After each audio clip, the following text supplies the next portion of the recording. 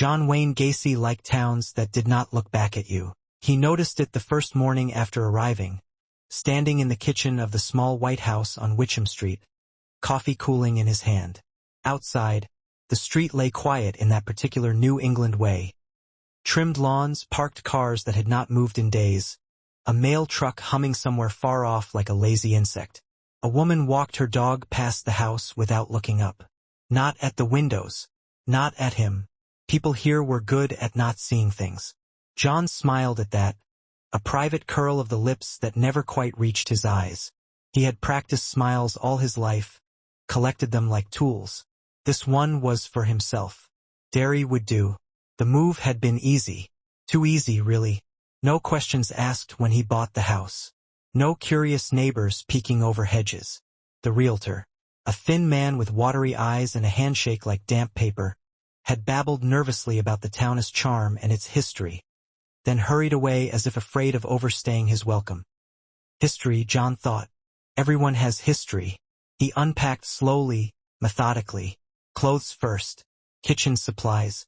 Then, last of all, the large reinforced trunk he carried down into the basement himself. The basement was unfinished. Concrete floor, low ceiling, exposed beams. It smelled faintly of damp earth and something older. A sour, mineral tang that reminded him of childhood basements and forgotten places. John paused halfway down the stairs, hand resting on the rail. The basement felt larger than it should have been. He frowned, annoyed at the thought. Houses always played tricks when you were new to them. Perspective. Shadows. He descended the rest of the way and stood still, listening. Nothing. Still, the silence had weight to it. The kind that pressed gently against your ears. Waiting. "It's fine," he said aloud, and the sound of his voice seemed to sink rather than echo. He placed the trunk against the far wall and went back upstairs without another glance. He found work quickly. That did not surprise him. Derry had festivals, school events, fundraisers, birthday parties. A town that pretended to be wholesome always needed people willing to put on bright colors and big smiles. Pogo the clown came out of retirement with only minor adjustments. John dusted off the costume, touched up the makeup. Red nose, white grease paint, the grin wide and exaggerated. He studied himself in the mirror and felt that familiar sense of alignment, as if pieces inside him clicked into place when the mask went on. Children loved Pogo. Adults tolerated him, which was almost better. He worked parties first, then school fairs. He learned the rhythms of Derry quickly, which parents drank too much at barbecues, which kids wandered off when no one was watching, which streets went quiet early, lights clicking off one by one like a row of obedient teeth. But there were oddities, small things. At his third birthday party, a boy, maybe 6, had stared at him with unsettling intensity. "You not the real one," the boy had said. John crouched down, smile fixed. "What's that, champ?" The boy leaned closer.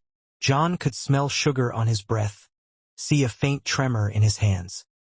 "The real clown lives down there," the boy whispered, pointing vaguely at the ground. "He told me." John straightened, heart giving a single, sharp thump.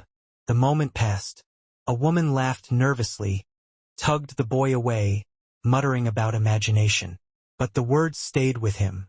Down there. That night, he dreamed of balloons drifting through dark tunnels, their strings dragging along stone like fingernails. The basement changed. Not dramatically. Not in ways he could point to and say there. It was subtler than that. The air felt thicker, the shadows deeper. Sometimes, when he stood at the top of the stairs, he had the odd impression that the space below was breathing, expanding, contracting just a little. He began spending more time down there, cleaning, measuring, planning. It was comforting, in a way. Basements always had been. Places where noise did not travel, where the world above became distant and irrelevant. One evening, while hammering a new support beam into place, he heard laughter. It floated up from beneath the concrete floor. John froze, hammer suspended midair. The laughter was not loud. It was not even clear. It had the thin, reedy quality of a sound heard underwater. But it was unmistakably laughter, high and amused, like someone enjoying a private joke. "Hello?" he called, feeling foolish even as the word left his mouth. Silence. He stood there for a long time, heart pounding harder. Eventually, he told himself it was pipes. Old houses were full of noises. Derry was old. Still, he did not go back upstairs right away. The second time he saw the other clown, it was in a store window. He was walking downtown after a long day. Makeup scrubbed off.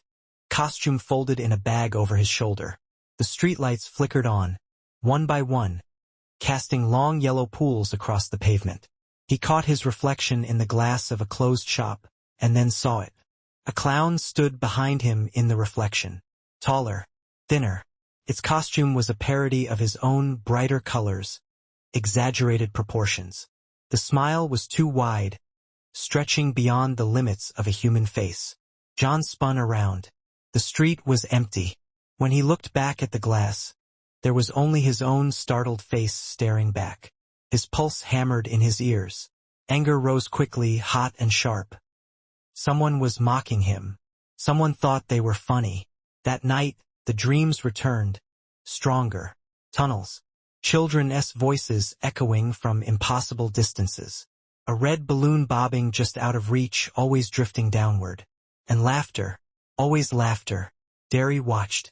The town had a way of doing that. Not actively, not consciously, but like a body responding to a familiar infection. Doors closed a little earlier. Conversations ended a little faster when John passed by without makeup, without the mask. When he wore the costume, people relaxed. That amused him. It also annoyed him. He had never liked the idea of sharing a role.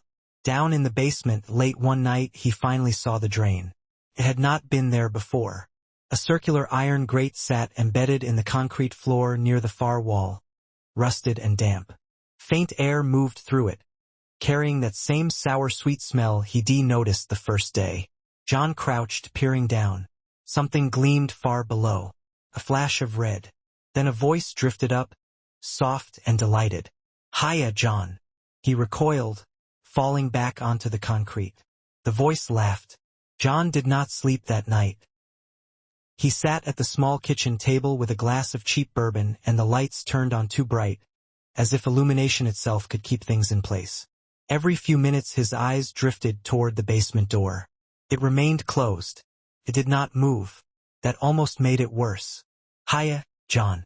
The voice replayed in his head with irritating clarity. Not distorted. Not monstrous. Friendly. Familiar in the way a stranger's voice never should be. Someone knew his name. He told himself it was a prank. A sick joke. A hidden speaker. He even went so far as to search the basement again near dawn, checking walls, pipes, corners. The drain was gone. No grate. No rust ring. Just smooth concrete, unbroken. John stood there a long time, breathing slowly through his nose, forcing the rising unease back down into its proper place. Fear was something he understood. Fear was something you managed. But this felt different. This felt like being noticed. Over the next weeks, Derry began to reveal its second face. It happened in glances and half-remembered conversations. In the way people sometimes paused mid-sentence around him, eyes unfocusing briefly, as if listening to something else. Children were the worst. They stared openly now, some with curiosity, others with something closer to recognition. One little girl at a library event tugged on his oversized glove. "Do you live in the clown house?" she asked. John bent down, forcing cheer into his voice. "Lots of clowns live in houses, sweetheart."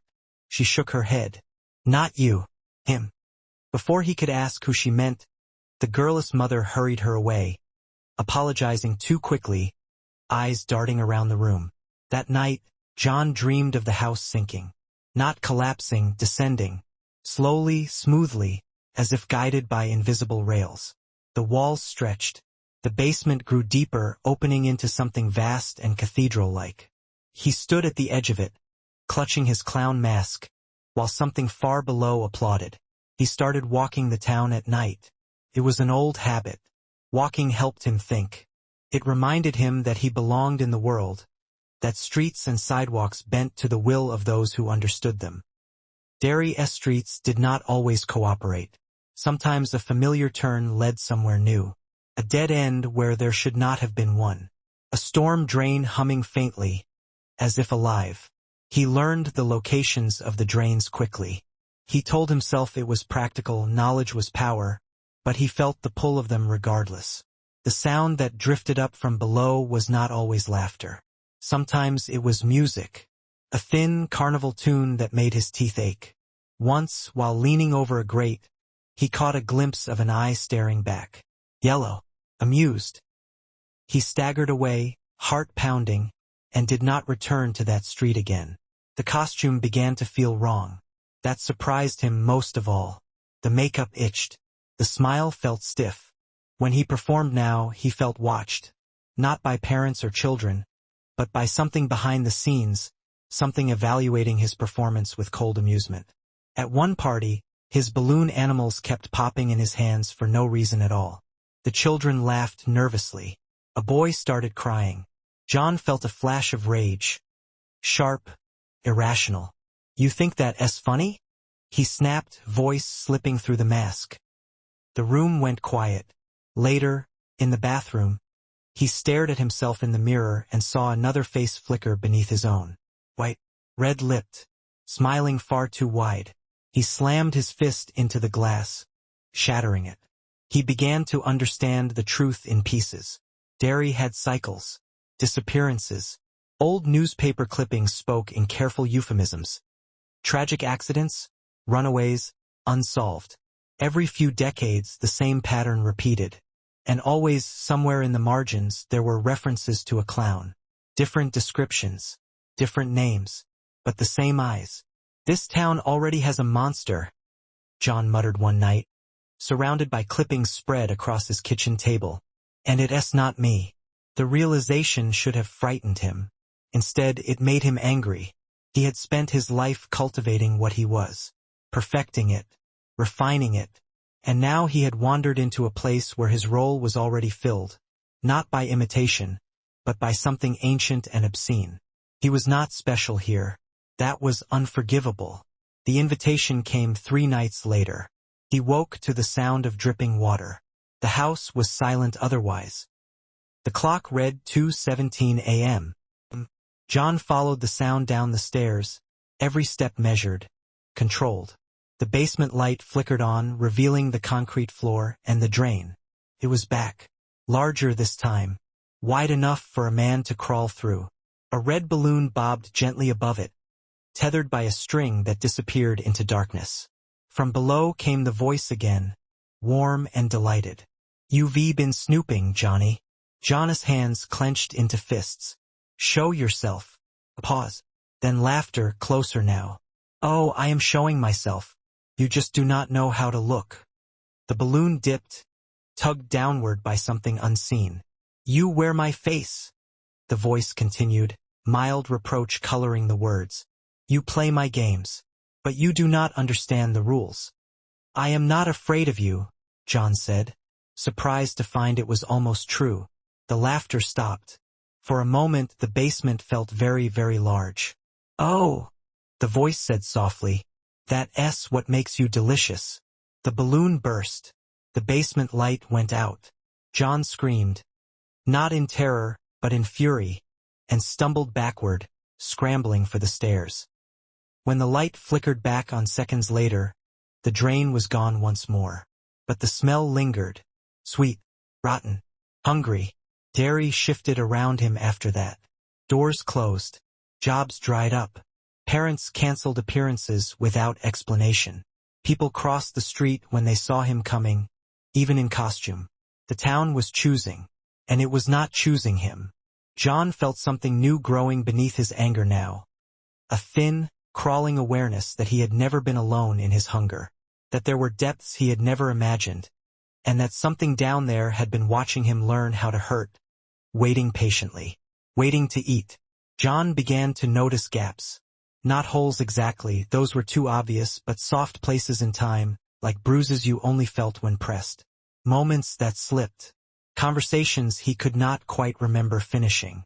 Streets he was sure he had walked before, only to find them subtly rearranged, like furniture moved by someone who knew the room better than he did. Derry was editing itself. He felt it most strongly in the mornings. He would wake with the sense that something important had happened during the night, something involving voices and movement and laughter just out of reach. The house felt occupied then, not by a presence but by aftermath, as if something had come and gone, leaving the air unsettled. He stopped drinking. Alcohol blurred edges, and he needed clarity now. He needed to understand the rules of this place, this thing beneath it. Knowledge had always been his advantage. But Derry resisted understanding. The children stopped laughing at Pogo. They watched him instead. At a fall festival near the canal, John stood beneath a sagging banner, twisting balloons with mechanical precision.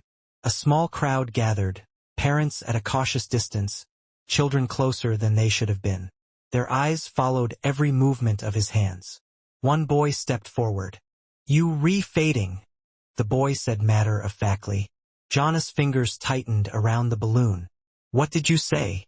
"You re-not scary anymore." The boy tilted his head. "He says you re-emptying out." A murmur rippled through the children. John felt something cold bloom in his chest. "Who says?" The boy smiled, not a child's smile, but a knowing one.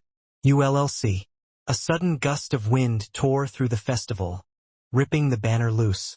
The balloons in John's hands burst all at once, snapping like gunfire. When he looked up again, the boy was gone. So were several others. No one noticed. That night, the house showed him things.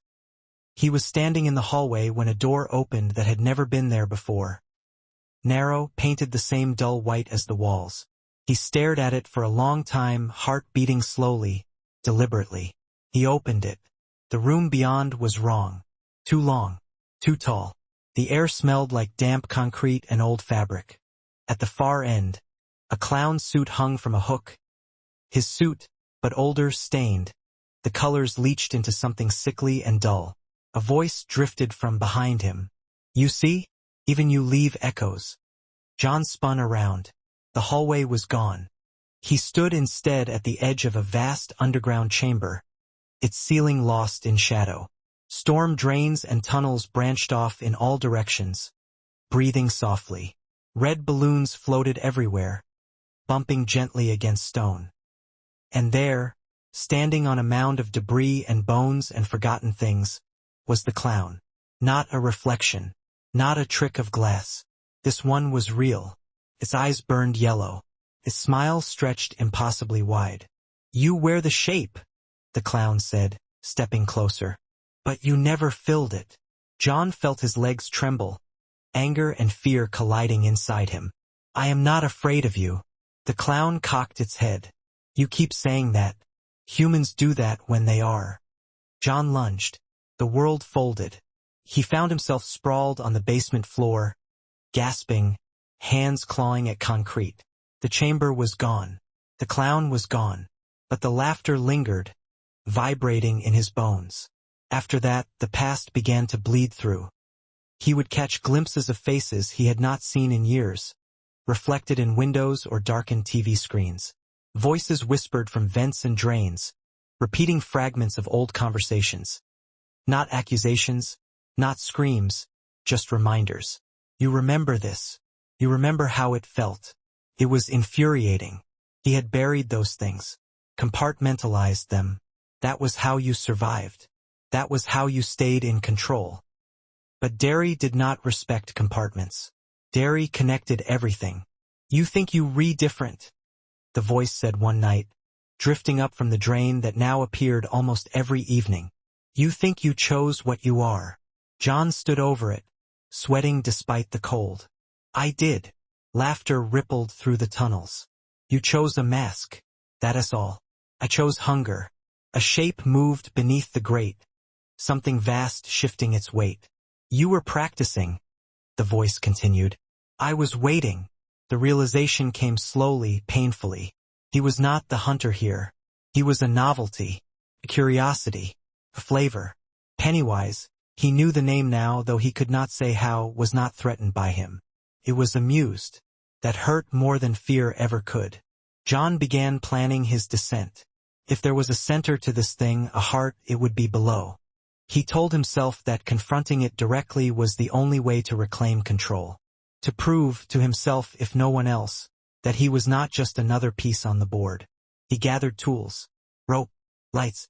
He avoided the children now, avoided the streets where the drains sang to him. But Derry noticed preparation. The house groaned at night. The basement stairs lengthened. The walls whispered. "Coming down?" The voice asked gently. "I do love ambition." John did not answer. He could not, because somewhere deep inside, beneath the anger and the planning and the stubborn refusal to submit, something else had taken root. A thin, persistent dread. The knowledge that whatever waited below was not a rival. It was an ending. John chose the night carefully. Rain fell in a steady, soaking curtain, muting the world above. Derry always sounded different in the rain. Quieter, as if the town were holding its breath. Porch lights blinked out early. Curtains drew themselves shut. Even the streets seemed to lean inward, guiding him where he needed to go. He wore no costume. That felt important. The clown's suit lay folded in the basement, untouched for days now, its colors dull in the low light. He left it behind deliberately, like shedding skin that no longer fit. Whatever waited below, he would meet it as himself, or as close to that as he could manage. The drain was waiting. It yawned open in the center of the basement floor, wider than ever, iron rim slick with moisture. A ladder descended into darkness, rungs disappearing into a black that felt thick, almost viscous. John stood over it, heart beating slow and heavy. For the first time since arriving in Derry, he hesitated. "You came without your face." The voice drifted up, pleased. "That's progress." "Shut up," John said, and started down. The ladder went on too long. The air grew colder, heavier. The smell changed, from damp earth to something sweet and rotten, like fruit left to decay in the sun. Water dripped steadily from unseen places, each drop echoing as if falling into a much larger space. When his feet finally touched solid ground, he found himself standing in a tunnel wide enough for a truck, its walls slick and ancient. Red balloons bobbed lazily overhead, their strings brushing his shoulders as he passed. They were not tied to anything. They simply floated. "You see," the voice said, now everywhere and nowhere, "Derry is not just a town, it's a habit." Lights flickered on ahead, old carnival bulbs strung along the tunnel walls, casting garish shadows. The passage opened into a vast chamber, larger than any underground space had a right to be. This was the place beneath the place. Storm drains fed into it like veins. Piles of debris rose like small hills, bicycles, shoes, bits of clothing, toys bleached pale by time, and bones. Not arranged, not displayed, just there. At the center stood Pennywise, not moving, not looming, waiting. "You smaller up close," John said, the words slipping out before he could stop them. Pennywise smiled wider. "And you exactly the right size." The clown circled him slowly, shoes making no sound against the stone. Up close, the illusion frayed. The shape was clown-like, yes, but not entirely fixed. The edges wavered. The eyes were too deep, reflecting things John could not see. "You think I came for you because of what you did," Pennywise said conversationally. "That I care about your little hobbies." John clenched his jaw. "You afraid of competition." The laughter that followed shook the chamber. "Oh, Johnny," Pennywise said gently. "I do not eat storms because I fear the rain." Stopped in front of him. "I came because you wandered into my feeding ground wearing my favorite mask." The chamber shifted. For a moment, just a moment, John saw himself reflected in Pennywise's eyes. Not as a man, not even as a clown, but as something thin and fragile, wrapped tightly around a knot of fear he had never acknowledged. "You do not understand fear," Pennywise continued. "You manage it. You ration it. You keep it tidy." It leaned closer. "I am fear." The walls began to breathe. The tunnels pulsed, contracting and expanding like lungs. John staggered, suddenly dizzy, his carefully constructed certainty unraveling thread by thread. You think you're in control because you choose, Pennywise said. But you were always choosing from what was left over. Images flickered around them, brief, impressionistic flashes. Basements, closed doors, children's faces blurring into shadow. Not accusations, not judgment, context. You were a symptom, Pennywise said softly. I am the disease. John backed away, foot slipping on wet stone. Panic surged now, hot and undeniable, clawing its way up his throat. This was wrong. He had always believed there was something solid at his core, something unassailable. Pennywise watched the realization dawn with open delight. There it is, it whispered. That's the good part. He ran. Not far, not fast. The ground tilted, the chamber reshaping itself around him, hurting him with gentle inevitability. Tunnels sealed, ladders dissolved into stone. Every path curved back toward the center, toward Pennywise. You see why I waited? The voice echoed.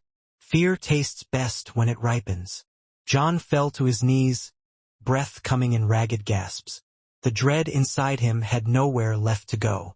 It filled him completely, squeezing out everything else. For the first time in his life, he was not planning. He was not choosing. He was reacting. Pennywise loomed over him now, no longer bothering with the full clown shape. The form blurred, expanded, hinting at something vast coiled just beneath reality's skin. Everyone feeds something, Pennywise said. Tonight you feed me. The lights went out. And Derry, above, slept on, untroubled, unknowing, already forgetting the man who had thought himself a monster. For a moment, perhaps longer, there was nothing. No tunnels, no chamber, no sense of direction or time. John floated in a gray place that felt unfinished, like the pause between breaths. His fear was still there, but it had changed. It no longer surged or clawed. It waited. You know, Pennywise said, and the voice was no longer just a voice. You not even the worst I've tasted. The words did not come from a mouth. They came from everywhere, vibrating through the gray like sound through water. John tried to speak. He could not remember what he had intended to say. He could barely remember why it mattered. The gray thinned, peeled back like old paint, and reality reasserted itself in fragments. He saw Derry from above. Streets mapped like veins, houses like pale cells clustered around a darker center. He saw the drains, the hidden arteries beneath the town, all leading to one place. To it. You thought this was about you, Pennywise continued, almost kindly. But you were just passing through. John felt himself being drawn inward, not pulled violently, but accepted, the way water accepts what falls into it. His memories began to loosen, drifting free, not replayed, not judged, consumed. He felt the last of his certainty dissolve. I made choices, he whispered, though he was not sure if the words existed outside his own mind. Pennywise's amusement softened into something like satisfaction. Yes, it agreed. And now you make one more. The shape finally revealed itself, not fully, never fully, but enough. Vastness pressed in from all sides. Hunger without urgency. Intelligence without empathy. A thing that had worn 1,000 forms because forms were useful, because faces made fear focus. John understood then. Pennywise did not hunt monsters to stop them.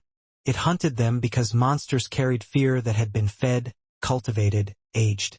They were rich. You were ripe the moment you realized you were not special, Pennywise said. The gray collapsed inward. There was no pain. There was no darkness. There was simply absence, closing gently around him, like a mouth that had eaten worlds and would eat worlds again. Wayne Gacy ceased to exist. Not with a scream, not with a struggle, but with the quiet finality of something that had always been temporary. Above, the rain stopped. Morning came to Derry in its usual way. Pale light, damp streets, the smell of leaves and cold earth. A neighbor noticed the house on Witcham Street was quiet. Too quiet. Someone mentioned it in passing at the diner. Guess he moved on, another said, shrugging. The basement of the house was inspected weeks later. It was ordinary. Too ordinary. No drain. No ladder. Just smooth concrete and the faintest suggestion of a smell no one could quite place. The clown suit was found folded neatly in a trunk. No one wanted it. That autumn, children began disappearing again. Not many. Not enough to cause panic. Just enough to be noticed in retrospect years later, when someone finally bothered to connect the dates. Sometimes, if you stood near a storm drain at the right hour, you could hear laughter drifting up, light, playful, eternal. And sometimes, at birthday parties and school fairs, a clown appeared who looked just right, bright, friendly, familiar. Derry welcomed him. It always did.